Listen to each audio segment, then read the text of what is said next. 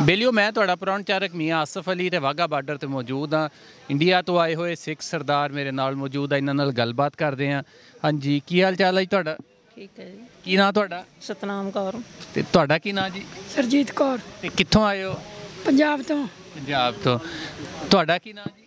जसमेर कौर जी। तुसीं कित्थों आए हो? मोहाली तो हाँ अच्छा, तुसीं ते वाहवा ही दूर बैठे, उत्थों ही दस दिओ की नाम तुहाडा? राजिंदर कौर जी।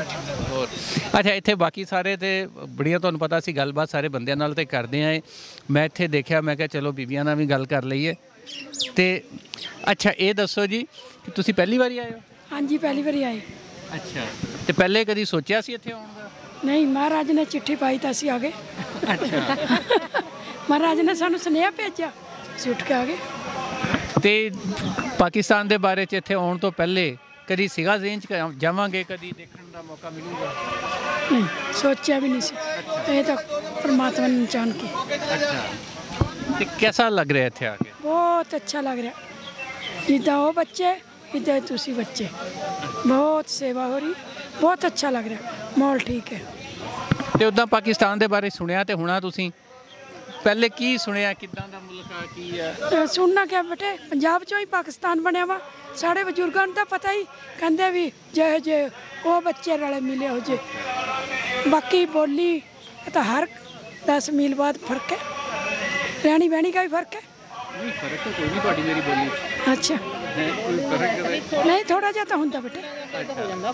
अच्छा, बाकी सन तो कोई ऊपर नहीं लग रहा, ठीक लग रहा। जिदा घर बैठे इत्थे बैठे सी। ਤੇ ਅੱਛਾ ਤੁਸੀਂ ਪਹਿਲੀ ਵਾਰੀ ਆਏ ਹੋ? जी। ਤੇ ਕੋਈ ਇੱਥੇ ਕੀ ਸ਼ੈ ਜਿਹੜੀ ਇੱਥੋਂ ਲੈ ਕੇ ਜਾਣ ਦੀ ਫਰਮਾਇਸ਼ ਕੀਤੀ ਹੈ ਸਾਰਿਆਂ ਨੇ? महाराज के दर्शन की कीती है जी।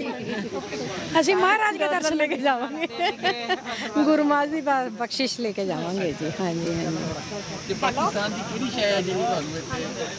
पता नहीं बेटे आपको ਬਾਬਾ ਸਾਡੇ ਗੁਰੂਆਂ ਦੀ ਧਰਤੀ ਹੈ ਜੀ। ਇਹ ਸਾਡੇ ਗੁਰੂ ਆਏ ਹੈ, ਅਸੀਂ ਸਾਨੂੰ ਬੁਲਾਇਆ ਉਹਨਾਂ ਨੇ, ਅਸੀਂ ਆ ਗਏ। के बच्चे ਤੇ ਮੁੜ ਕੇ ਆਉਣ ਦਾ ਵੀ ਕੋਈ? ये बुलाएंगे तो ਜੇ जरूर आए। ਵਾਹਿਗੁਰੂ ਬੁਲਾਏਗਾ ਤਾਂ ਆਪਾਂ ਜ਼ਰੂਰ ਆਵਾਂਗੇ ਜੀ। ਹਾਂਜੀ ਹਾਂਜੀ ਹਾਂਜੀ। ਤੇ ਤੁਸੀਂ ਸ਼ੁਰੂ ਤੋਂ ਹੀ ਉੱਥੇ ਦੇ ਰਹਿਣ ਵਾਲੇ ਵੀ ਇੱਧਰੋਂ ਗਏ ਸੀ? ਨਹੀਂ, ਅਸੀਂ ਤਾਂ ਉੱਧਰ ਦੇ ਹੀ ਰਹਿਣ ਵਾਲੇ। ਅੱਛਾ, ਉੱਧਰ ਦੇ ਰਹਿਣ ਵਾਲੇ। ਪੰਜਾਬ ਦੇ।